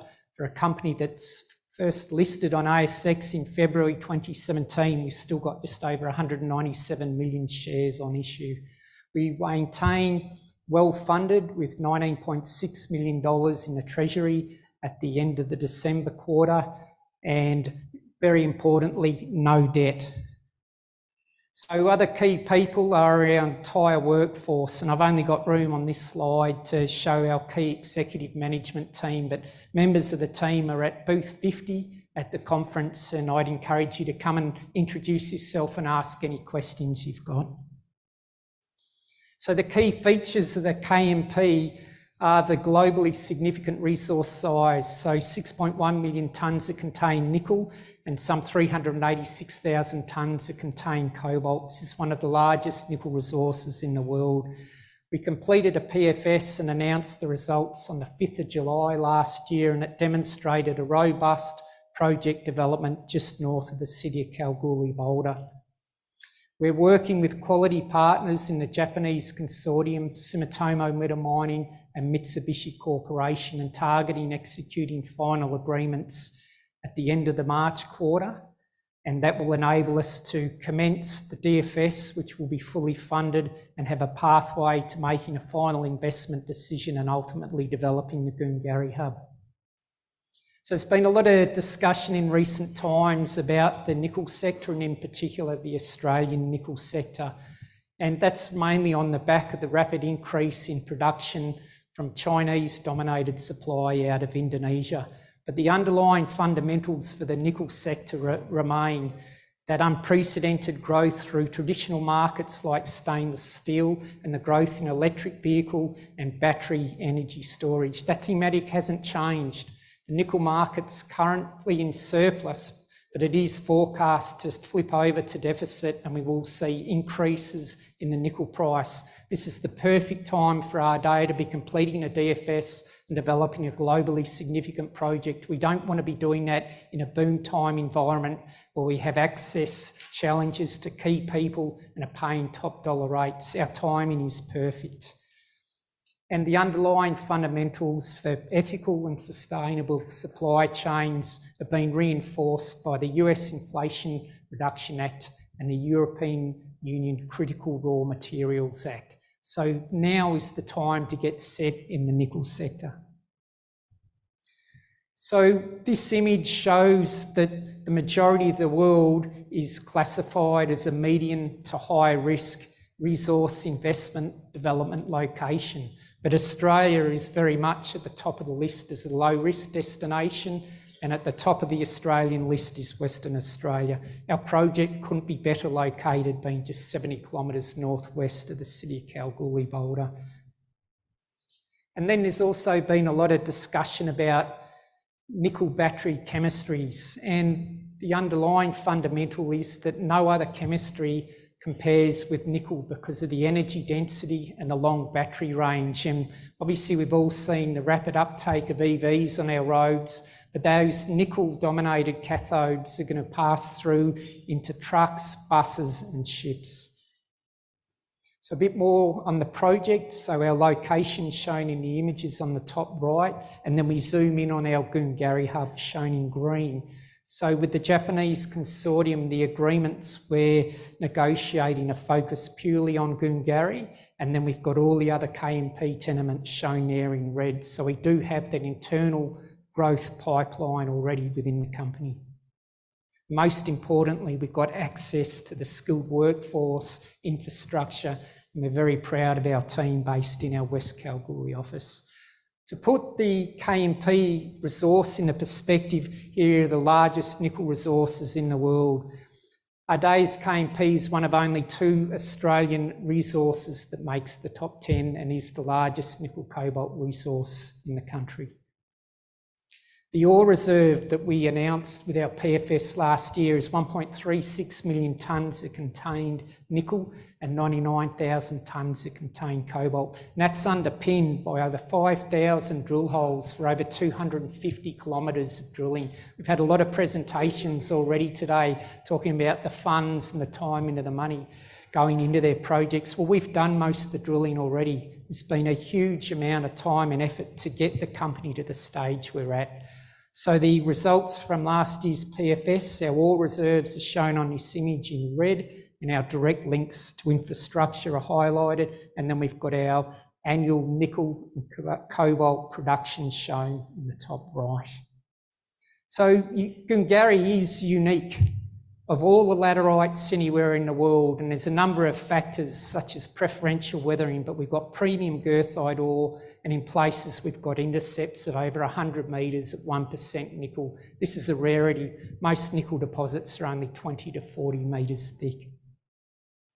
And this figure through our Goongarrie South deposit highlights the continuity of the mineralisation. So the nickel grade envelope shown in blue, and then the cobalt in red. So we've got continuous high quality goethite mineralisation, direct infrastructure links, and then if we look at the same image here, these are the resource nickel grades and the open pit designs. So the key feature of laterites, it tends to be free dig, very low mining costs, very low strip ratio, and they contribute to our very low operating costs. And just another key feature that the Ardea team's developed is the recognition and lodging IP applications on mineralised neutralisers. So just draw your attention to the core photo in the bottom right. So the brown material's goethite and the coarse white nodules are magnesite. We screen this material, the fines report to our main atmospheric leach feed, and then the white coarse nodules are used to neutralise the acid discharge. But then I guess the difference with most projects, they'll use conventional limestone with 0 nickel and cobalt credits. We've got background nickel and cobalt values, so this contributes to our production profile and our low operating cost. This is the plant layout defined in last year's PFS, 3.5 million tonne per annum project with 2 atmospheric leach circuits and 1 atmospheric leach, and 2 high pressure acid leach circuits, each at 1.5 million tonnes per annum and a 500,000 tonne per annum AL circuit. The key takeaway here is it's all conventional proven technology. There's nothing new, novel or risky in our flow sheet. This figure and the image on the left highlights that the majority of nickel production last year was from laterites. This trend is set to continue in the years ahead, but we need supply chain diversity and security, and that's where the KMP comes into play. And then the image on the right, courtesy of Benchmark Mineral Intelligence, shows that most of the current nickel production from Indonesia, despite being opaque, has operating costs between about $5,000 and $15,000 US a tonne. This compares very favourably to Ardea's C1 OPEX of under $6,000 US a tonne. So we're hearing the headlines about mine closures, challenging project economics. With Ardea's OPEX at Goongarrie, you can see we can compete globally. And again, this is another image. This is courtesy of Standard & Poor's, and it's the forecast nickel cash cost curve at 2027. And again, you can see Ardea's C1 OPEX on the left-hand side in a lower cost quartile when we also take into account the cobalt byproduct credit. And some of the PFS financial metrics are also shown on this slide. So for a mega project, these are compelling returns. The Ardea team's been incredibly busy working on the DFS. And as I mentioned, our timing's perfect to be able to commence this in the June quarter. We've done all the hard work in the scoping, and we're finalising the assessment of bids and the budget at the moment. Spent a great deal of time liaising with Sumitomo Metal Mining and Mitsubishi Corporation. They are excellent to deal with. They understand the strategic nature of the KMP Goongarrie hub, and we're working together to be able to finalise executed agreements by the end of the March quarter. And we look forward to seeing the specific nickel laterite expertise from Sumitomo Metal Mining and the global resources sector experience from Mitsubishi Corporation being reflected in everything we do to develop a globally competitive, large-scale resources project. With the PFS, we were able to highlight the high ESG credentials of the project, and that's through initiatives such as in-pit tailings disposal, so we minimise the environmental footprint of the project. We've also got very low CO2 emissions, and we compare that 11.9 kilograms of CO2 per kilo of nickel produced. Some of the producers in Indonesia are emitting 60 to 90 kilograms of CO2 per kilo of nickel produced. So you can see we're very low by global standards. We're also in the fortunate position of having a very large tenement base. And yes, we're focused on developing Goongarrie, but we don't lose sight of the exploration potential for battery and critical minerals. And that enables the company to have that growth pipeline well into the future with projects we already control 100%. And we did complete an EIS hole late last year, and we've got a fantastic shareholder base. Unfortunately, one of our shareholders, Ollie DeP, passed away, and we have named one of the intersections at Highway Julie Elizabeth in honour of his wife. So again, we can't thank our shareholders enough, and this is a small way that we can acknowledge some of the input from our shareholders. So just to reiterate, we have a very large strategic tenement with portfolio with direct infrastructure access. It's poised for development. We enjoy fantastic local, state and federal government support, and that's shown through Ardea being granted major project status. All of the recent nickel and battery and critical roundtables, Ardea has been privileged to be part of those discussions, and we're very keen to continue working with government to maximise the opportunity for all of Australia with our battery and critical minerals sector. We'll continue to work with the Japanese consortium to finalise agreements and complete a very high quality DFS and progress the project towards a final investment decision and development.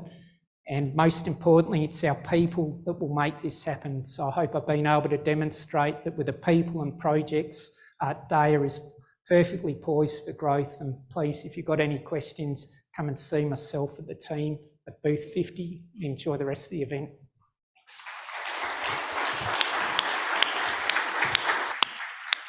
Well done, Andrea. Andrea, how do I say your last name properly, mate? Penkethman. Penkethman, thank you very much. It's one of those ones that always stresses me out, and I see it. He's such a happy bloke, and I hope that I say it correctly each time, and sometimes I don't. Go out and have a chat with him at the booth. That would be fabulous. Now, this name's an easy one. Will Robinson. Do you get people ask you about the TV series you were in as a child often? Yes. Yeah, I thought so. What year were you born? Well, she would have been about the same time. I don't think my parents were aware of it though. 63 to 68. I was wondering if your parents were having a bit of fun or not. It's like the guy that's playing rugby at the moment we've imported, Harry Potter. Oh, okay. He was born the same time as that show came out. All right, Will Robinson is the man that is in front of us. And Will, you would be, I think, very pleased to know that Tim Hoff, who is our senior mining analyst from Canaccord that was part of the panel this morning, he's just been quoted in the media as saying very nice things about you and Encounter Resources. Oh, terrific. I know, so fill us all in and see if we all have the same opinion at the end of the talk. Would you please make him welcome, everyone? Thanks for that introduction, Chrissy. Very, very good of you. And thank you everyone for listening to the Encounter story this morning. Encounter is a dedicated frontier greenfields exploration company with a focus on Northern Territory and Western Australia, looking for copper and critical minerals.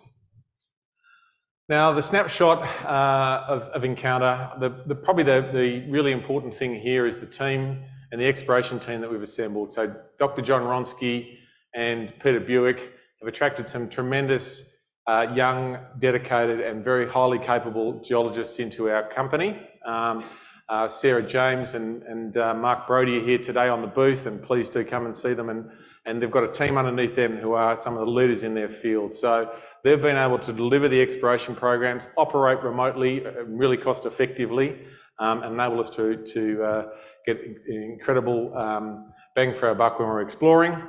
The other two things probably to note, we've got a sound cash position, over $7 million in the bank, and that's supported by partnerships with South32 and IGO, who are spending making large investments on projects in partnership with us. And also that the board and management are strongly committed to the company and have invested significantly over the years and control a little under 15% of the company.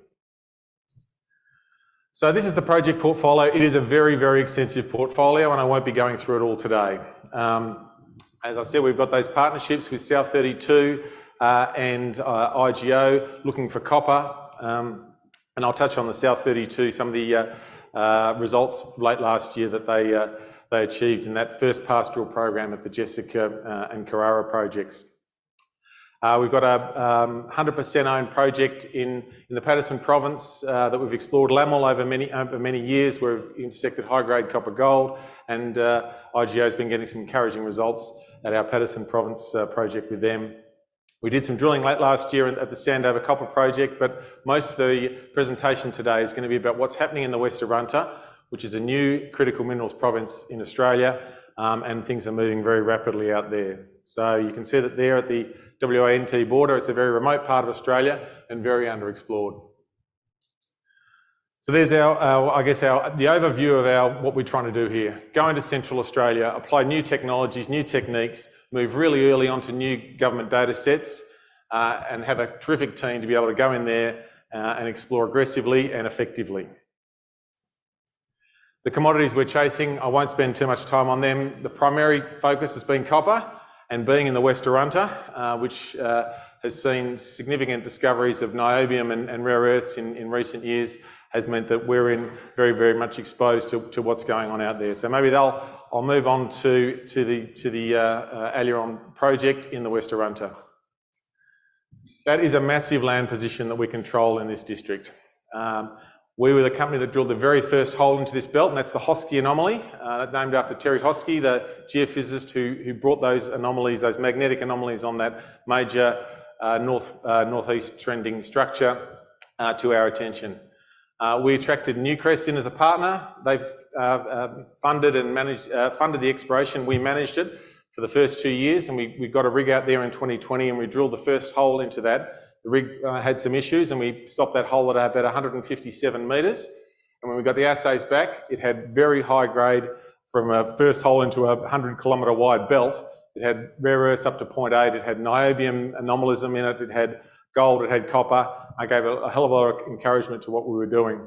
We finished that hole in May last year, and we went through into a mineralised carbonatite containing rare earths and niobium on that structure, and then we subsequently drilled at Crean, Hurley, Emily and Green and got mineralised carbonatites at all of them.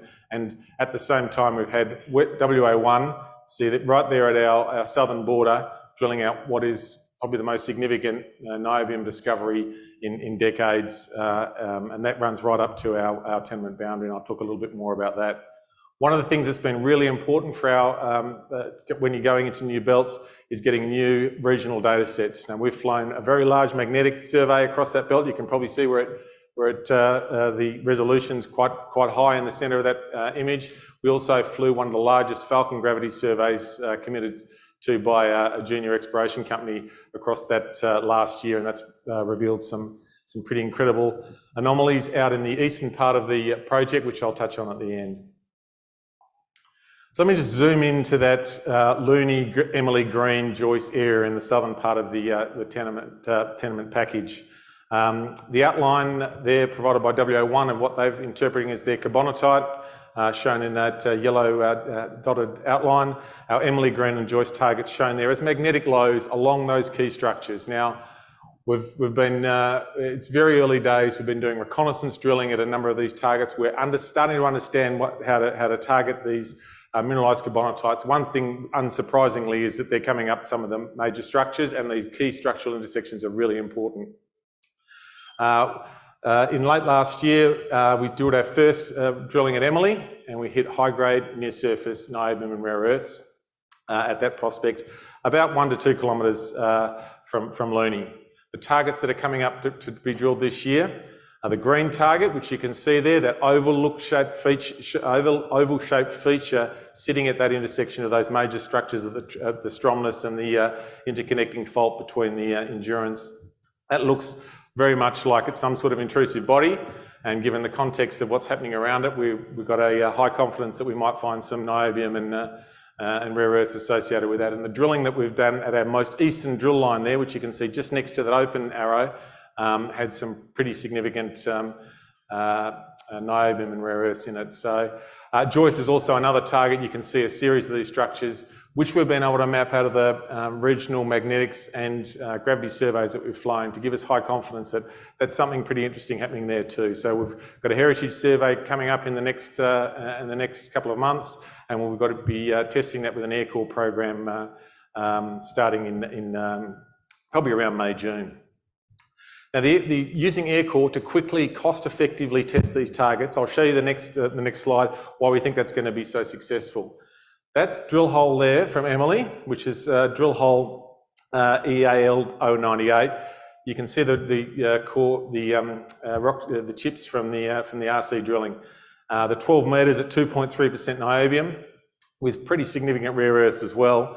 You can see an air core rig is going to get through that, and it's probably going to get us into that primary carbonatite, which this drill hole extended into. Now, that mineralisation went all the way to the end of hole, 130 metres at 0.7% niobium. So I'm not going to explain too much about the niobium market at the moment, but the price of niobium is about 5 times the price of copper. So if you want to look at how much metal is in that sort of drill hole, it's pretty significant. You can see the most western hole of Looney, also another significant intercept.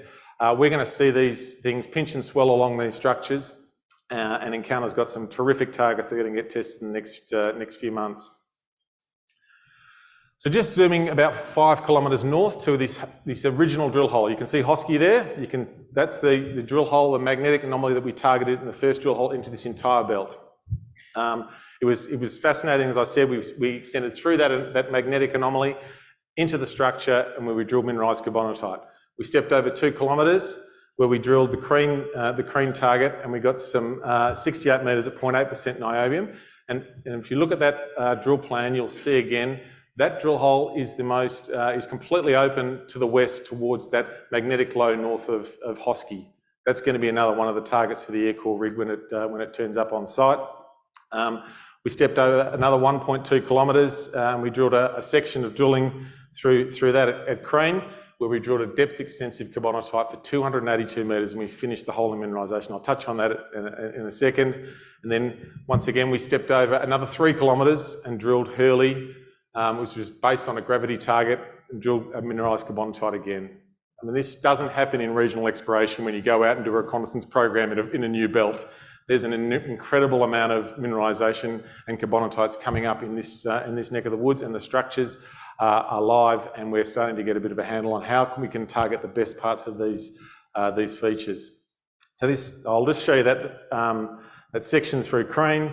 We entered it at about 65 odd metres, and we drilled it for 280 metres, and we stopped it in mineralisation. The hole averaged out at about 0.5% niobium, and there's zones there going 1% niobium. Now there's the 2 producing primary niobium mines in the world. Niobec produces about 0.4% niobium, and Catalão 2 in Brazil produces about 1% niobium. So you can see these sort of grades in a first drill hole into there are pretty significant.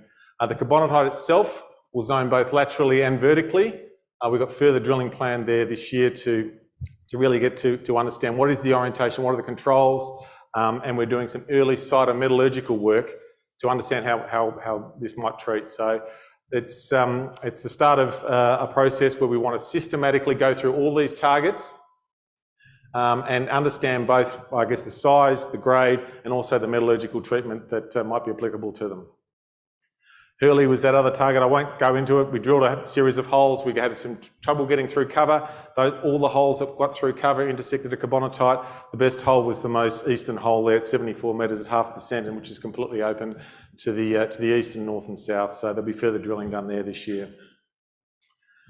So before I'll leave earlier on, most of that drilling's happened in what is the western part of a very large land position that we control out here.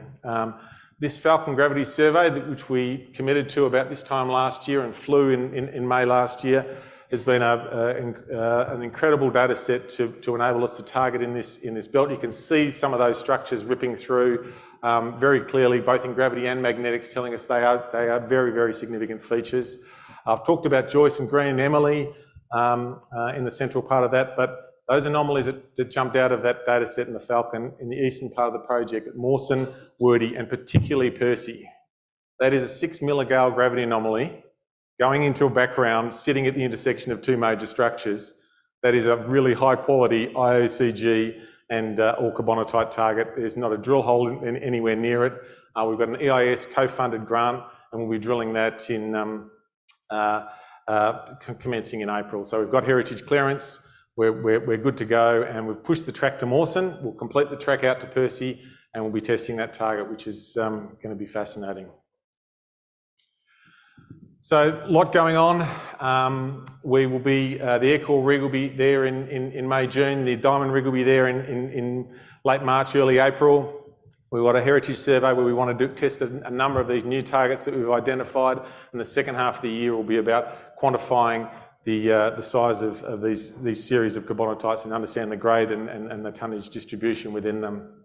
And we'll be doing work in the background to understand the metallurgical characterisation and understanding how this sort of material will be able to treat. So while that's happening, we've got significant investment going on by our partners. Last year, over $5 million was invested by partners, South32 and IGO, on projects together with Encounter. IGO drilled some really interesting copper in an air core and diamond program they've done in the Paterson province. And South32, who are our major partner in the Northern Territory, have got a very large land position and drilled an 8-hole diamond drill program last year. I'll tell you a little bit about that. So that's our land holding in the Northern Territory. We own the extension of the Aileron belt into the that I've just been talking about into the Northern Territory. That's ground we've picked up over 12 months ago. We did some drilling at Sandover late last year, and assays are coming in in the probably late March, early April.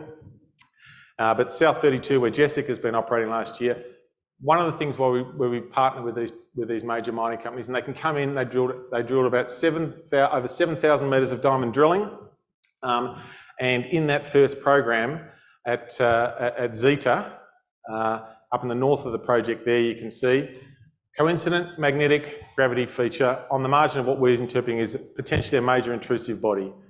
Looking for an IOCG, the first hole they drilled intersected intense pervasive red rock hematite alteration with chalcopyrite in quartz carbonate veining. I mean, for a first hole into a new belt, there's probably not a drill hole within 50 metres of this thing, 50 kilometres of this thing. We quickly turned around, they drilled a second hole 1.3 kilometres away, and that had chalcopyrite and bornite also in the veins. This is a large new mineral system we think that's occurring here. Looking at how geophysically we can explore that from this point, and we're expecting further activity at Jessica this year to be stepping up with drilling planned to follow up the geophysics. So just to wrap up, major portfolio of 100% owned projects, partners spending big dollars on our projects at the same time. We're one of the most ambitious exploration companies on the ASX. We're in a new province in the West Arunta, which is having an incredibly high drilling success rate, and we're well funded to deliver this program that's about to kick off. So thank you very much for your time.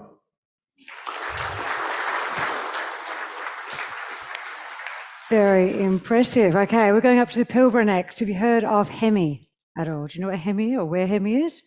You'll be intimately acquainted with it in the next 15 minutes, I would suggest. So Phil Tornatora, where are you, sir? You're GM of De Grey. Now, one of the Tims mentioned De Grey as well as one of their big regrets this morning that they hadn't jumped on board. So you've got something big for us, don't you? And it's getting bigger because the last time I checked, it was coming up as one of the biggest undeveloped projects. Still there? 10 million ounces? Have you added anything to it? All right, would you make him very, very welcome, everyone? Phil Tornatora and De Grey. Thanks for that introduction, Chrissy, and thanks to the RIU team for the opportunity for De Grey to present our story here again today. I'll be making some forward-looking statements, so you can read these disclaimers on our website. De Grey's tenement holding covers a number of native title groups' land, and we recognise the traditional custodians of the land on which we operate and pay our respects to all members of these Indigenous communities. So the Mallina Basin in the Pilbara is emerging as a new Australian gold province. It's in an Archean setting in the Pilbara Craton, which is similar to the eastern goldfields in the Yilgarn. But the discovery of Hemi has really changed the perception of the prospectivity of the Pilbara for large gold deposits. De Grey, we started RC drilling at Hemi in 2020, and up to the November resource update, we've defined 10.5 million ounces at Hemi alone, and we have 12.7 million across the project area. De Grey put out a DFS study in September with some impressive financial metrics, which I'll briefly discuss shortly, and we're working towards bringing this project into production. Since the last RIU, some of the highlights, June last year, we put out an updated mineral resource for Hemi, and that was the resource that was used as a basis for that definitive feasibility study. Also in June, we signed a joint venture agreement with Novo Resources, the Egina JV, to earn into an additional 1,000 square kilometres of exploration ground in the area.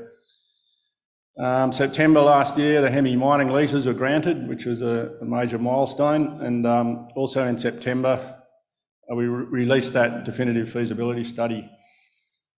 In November, we updated the Hemi resource, and in that time from the June update to November, we added 1 million ounces to the Hemi resource, so that was post the DFS. And then just last week, we announced an option to purchase the 1.4 million ounce Ashburton gold project. So De Grey's obviously been active on a number of fronts over the past 12 months. That definitive feasibility study was based on a 6 million ounce ore reserve at grading 1.5 grams per tonne. That was 100% Hemi resources, so it didn't include the 2.2 million ounce regional resources that we have as well. So the output of that DFS would place a future Hemi mine well within the top 5 Australian gold mines based on production. It has outstanding financial metrics, as you can see, and a rapid payback period of less than 2 years. And De Grey's continuing to advance development of the project, and we're targeting first gold production in the second half of 2026. But there's still a lot of upside within the company to this DFS, and that's the main focus of this presentation today.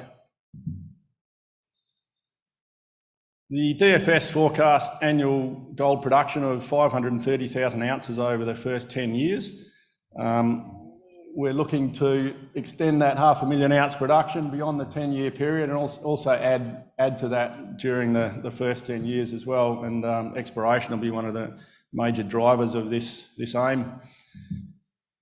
So I'll now discuss some of the growth opportunities over and above the impressive DFS numbers for Hemi.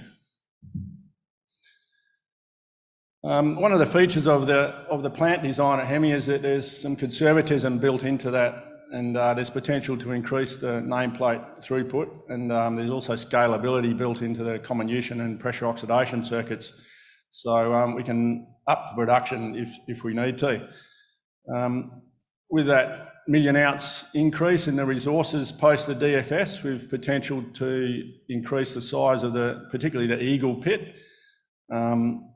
We're doing a scoping study into a regional concentrating hub based out in the west of the area. So this will be an additional plant that could either produce gold or a concentrate that we could truck to Hemi. And that would be used to process some of that 2.2 million ounce resources out in the regional area, and any other new discoveries or additions we make to that.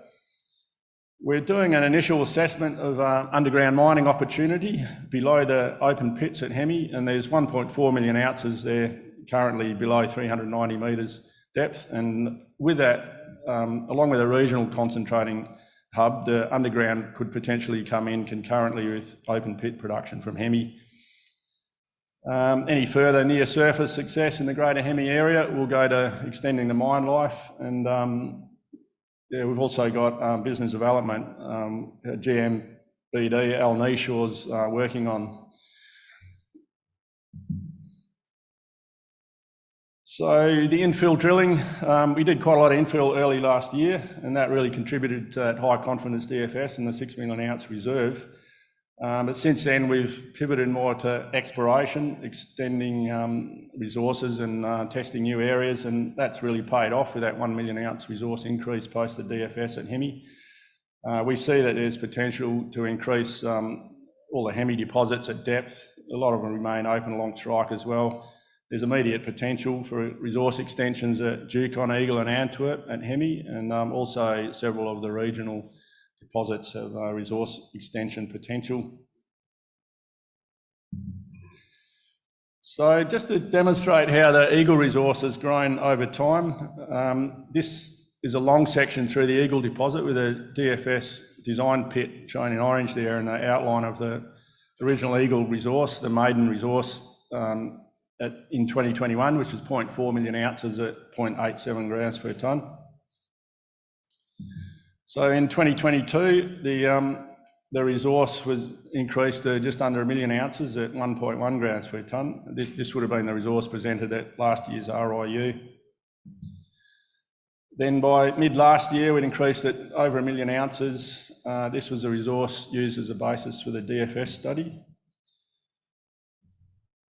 Then from between June and November, post the DFS, we increased it to just under 2 million ounces at a higher grade of 1.3.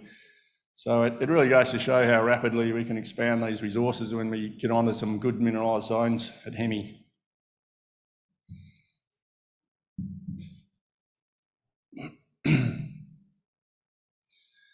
This is the current situation at Eagle. So it shows that DFS design pit With the resource update in November, we did another pit optimisation, and that blue outline there shows the outcome of that. So a good proportion of that 800,000 additional ounces at Eagle ends up in that pit optimisation. So this is over and above the DFS. We've also drilled quite a number of holes down plunge from Eagle, so we'll be putting the results out for them out shortly, but you know, we can see there's obvious potential to increase the Eagle resource further. We're starting drilling this week. We've had a little bit of a break over the Christmas, but we'll be cranking up with a number of rigs this week. One of the first areas we'll be looking at drilling is this Eagle Target Area 2, which is really a long strike extension of Eagle. But as you can see, it's Eagle's completely open down plunge, as are many of the other deposits at Hemi, and this is all potential upside for an underground operation in future. So I'm just looking at underground potential. This is a long section, a schematic long section through all the Hemi deposits laid out end to end, and it comes to over 6 kilometres of strike. We use 390 metres depth as the cut-off for the open pit. So above that, we've got around 9 million ounces, and that runs at 25,000 ounces per vertical metre. So there's fairly limited drilling below that depth. So a lot of these Archean systems have a significant vertical extent. So you can see the potential for underground in future at Hemi. And with that underground, there's potential to bring that into production, and concurrently with the open pit at Hemi. This is just another one of the targets that's come up recently at Aquila. So it shows the Aquila Crow DFS pit shell and the Aquila resource, just under 1 million ounces. Our original interpretation was that the Aquila Crow intrusive pinched out at depth, but more recent work by Richard Beckley, who's our principal technical geologist, and the team indicated that intrusive could extend at depth. And so we drilled these 3 deeper holes here to test that, and sure enough, we hit intrusive in all of them, mineralised intrusive, and this hole to the east here actually hit 300 metres of intrusive, with some very interesting alteration and mineralisation, and again, we'll be putting results out for these holes shortly. But it really opened up a new big target area here, just a long strike from Aquila, really. Another thing that we've recognised is we get some really high grades below this intrusive contact, so we're hoping that'll extend through to this target area. And we should note that all these drill holes above this all intersected sediment, so there wasn't necessarily an indication of what could lie beneath there. So we'll be starting drilling on this area pretty shortly as well, but this is just one of a number of deeper targets that we can see at Hemi, and I'm sure there'll be many more come up in future. Outside of Hemi, we put out an announcement this morning on several prospects within the Greater Hemi corridor, and this corridor contains a number of deep-seated structures, a number of intrusives, and quite a few gold anomalies. So there are some very interesting results from Gorian and Antwerp, which are close to Hemi. So you can see these on the release. Some good RC and diamond results from there, but also this West Yule area, which is a new prospect. We hit 6 metres at 3.4 and 20 at 1.2 in some early stage air core drilling there, and then a little bit further to the west at Low, which is on the edge of the JV. The first RC holes we drilled into that target, which has very similar characteristics to the Hemi intrusives. One of the holes there hit 8 metres at just under 5 grams per tonne. So we can see a lot of potential, obviously, through this Greater Hemi corridor, and there's still some large areas under cover which haven't had a drill hole into them. So we'll be extending the air core drilling that we're doing, and through this area north of Hemi into the Mount Berghaus area, and also extending air core and RC down into the edge of the JV. So as I mentioned, we're looking at a scoping study into a regional processing hub, which would be centred at Withnell, out to the west. The existing resources that we have out in that area, we can see potential for them to deliver 100,000 ounces over 6 years. And with the exploration and targets that we have out there, we're looking at increasing that resource base out to the west, which would add to the inventory to that western hub area. So we've been active on the BD front as well. So as I mentioned last week, we put out the announcement that we signed an option agreement to purchase the Ashburton project from Kalamazoo Resources. That's 1.4 million ounce deposit there at 2.8 grams per tonne gold. That's refractory in the fresh, so the idea would be to produce a concentrate at Ashburton and truck that up to the pressure oxidation plant at Hemi. So that Hemi plant, when it's constructed, will be a regionally strategic asset. We'll be able to treat ore and concentrates from throughout the region. And as for the Western Hub and the underground, this is all potentially going to increase the production output from the Hemi plant and also add to that mine life. We see exploration as still a key value driver for the company. We're just getting back into drilling this week after having a bit of a break.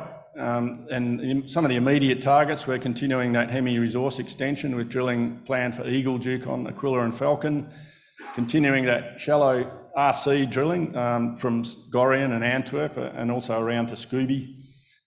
Aircore drilling, we've got a big aircore program planned through that Greater Hemi corridor and other targets in the area, and extending down into the edge of the JV with Aircore and RC.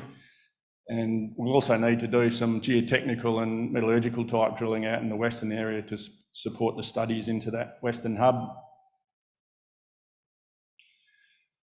So De Grey's focused on bringing this project into production, and we see that as the greatest value drivers for shareholders. And on top of that, we're aiming to increase the open pittable and underground resources through exploration and business development. And there's potential to add to the annual output within the first 5 years of the Hemi open pit coming on stream, in addition to extending the mine life. We've got a rapidly expanding project team under our project director, Peter Holmes, and we'll continue to develop the organisational capability so we can deliver this project. Thank you. Bill, I just wanted to apologise again for butchering another name today, but I put the N and the R around the other way, and I was trying to say it was Phil Tornatora. See? Correct. Thank you, sir. Thank you. Go and have a chat with him out at De Grey. Team, I'm going to give you a half-an-hour break. Go and enjoy yourselves. Make the most of it. Good luck getting some food, and if you get some, bring some back to me. That would be lovely, I'd say, at this stage. But there's plenty of food. It's just going to take us a little while to roll through, but enjoy your break. Thank you.